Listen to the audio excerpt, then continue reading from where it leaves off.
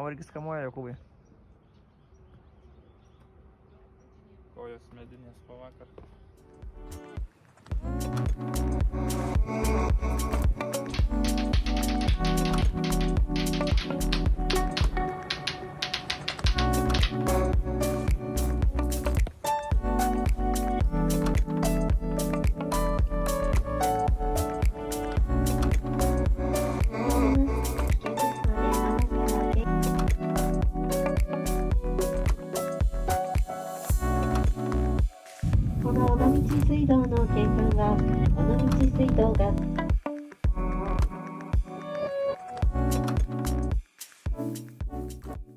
Na ką, tai ta stotelė bus Hirošima.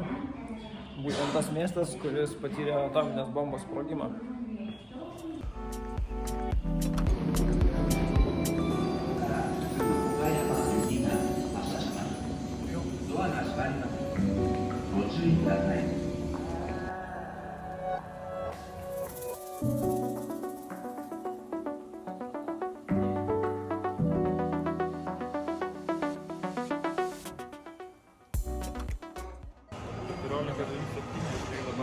Dabar yra po 4:10. Ir planai visiškai pasikeitė, tai varom tiesiai į Nagasaki, nes pasirodo, kad vietų beveik nėra traukinį. Ir ką pirkam, tai ten nieko nėra, tai ilgai nuobožiai dabar važiuosim turbūt. Nes galim iš viso negauti vietų traukinyje. Panašu, kad kitame, kadangi 3 persėdimai laukia į kitą miestą, tai Hirošimos net negalėsim pamatyti. Kubai, koks patarimas žmonėms, ką, važiuojantiems į Japoniją? Planuok ir dar kartą planuok. Tai negauni paskutinę minutę nieko. Špyga. Jokūbas nubėgo pirkti dar vienu bilietų traukinio paskutinėje stotelėje, nes gali neužtekti tiesiog vietos ir sakyti, reikės 4 minutės nubėgti ir grįžti. Tai pažiūrėsim, ar jis spės nupirkti bilietus visus ir atbėgti atgal iki manęs, ar nespės ir mes dar iš šitas traukinį pavėluosim. Nu, pažiūrėsim, rizikuojam ir laukiam.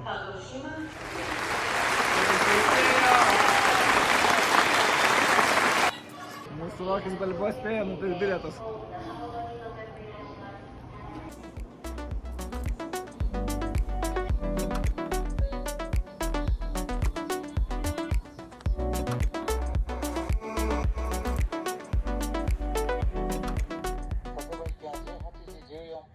Tai va, mes dabar jau esame Nagasakyje, kažkur apie 500 km nuo namiečių ir praėjo 5 valandas. Tai su šiandien centrą turim traukinį žiauriai, kaip galima nuvažiuoti tolimus atstumus. Tai va, o Nagasakis irgi yra žymus, kaip ir sakiau, dėl atominių bombų, dėl savo karštųjų srovių. Tai gal gaila, kad į tą Hirošimą negalėjom suspėti, dėl to, kad tiesiog nebūtume spėję paskui kitą traukinį į Nagasakį. Nes tai truputėlį sunkiau patekti į šitą miestą mažą. Ar skanus jų Nagasakė? Gal biškė atominiai? Atominiai biškė su uranu.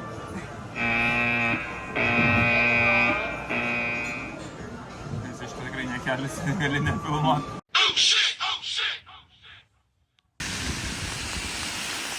Kaip oras, ponia Jokūbai? Ką?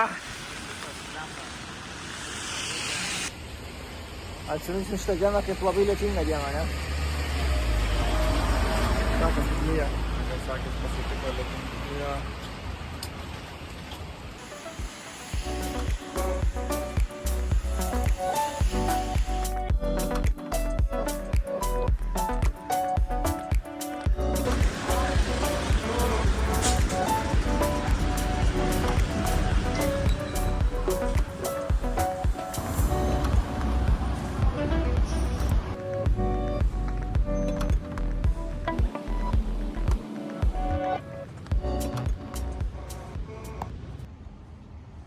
Šiandien pirmą dieną Nagasakyje atvykome prie paminklo skirto atominius bombos aukoms atminti. Tai čia yra epicentras atominės bombos. Jis sprogo 500 metrų virš šitos vietos, nusinešė apie 150 000 žmonių gyvybių ir sunaikino 1/3 Nagasakio. Tai šiandien Nagasakyje gyvena apie 500 000 žmonių.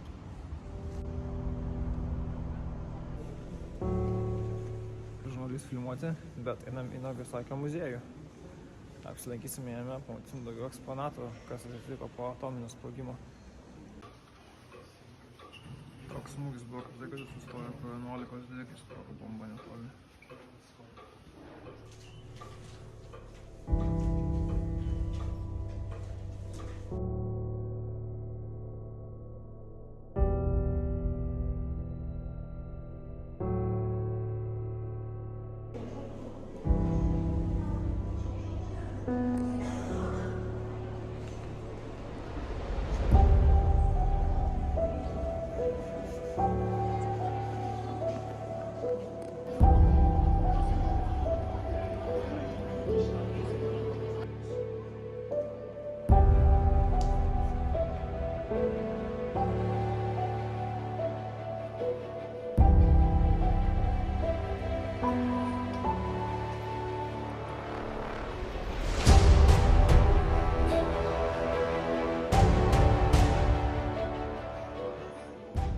Valgiam, bet ir vėl pradėjo pliaukti lietus, tai kaip matot, varom suskėtis su jo buvo.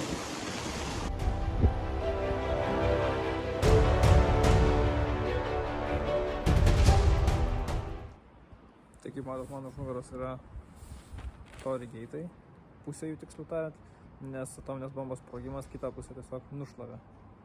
Tai va ir liko tik tokia pusė kaip ženklas, sakyčiau, gedulo žmonėms.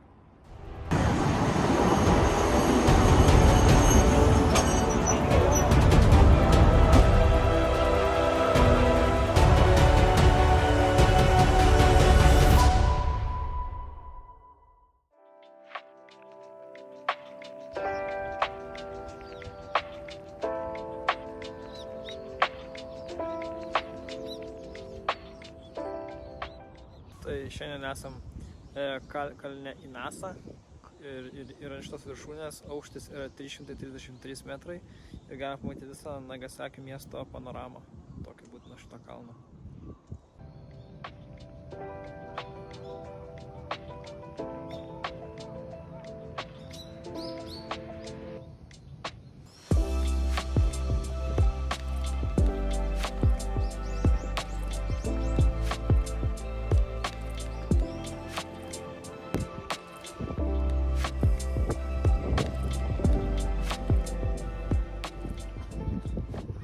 Jokūbai, ką radai? Ką radai, parodyk žemėlapį. Nesąmonės žemėlapį. Parodyk. Pirmas dalykas, nu čia kaip sakyti, neatnaujintas žemėlapis. Jugoslavija ir čia pasirodo ne Kaliningradas, o Baltarusija pagal šitą žemėlapį. Na jau. Čia tai jau, žinai, kaip sakyti, čia kažkada buvo teisinga, čia niekada nebuvo. Čia istoriškai teisinga, turbūt sakyti. Nežinai, tos Europos.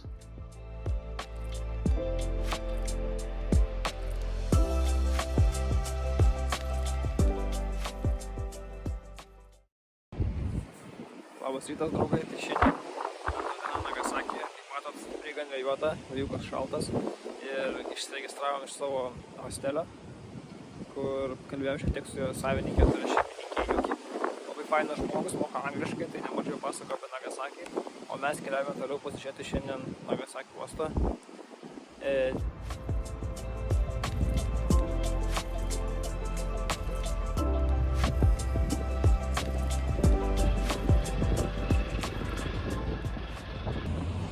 Kaip matote, kita stotelė, į kurią atėjome, yra Chinatownas. Tai yra kiniška rajono dalis Nagasakyje. Tai iš tikrųjų vaikščiosim po jį.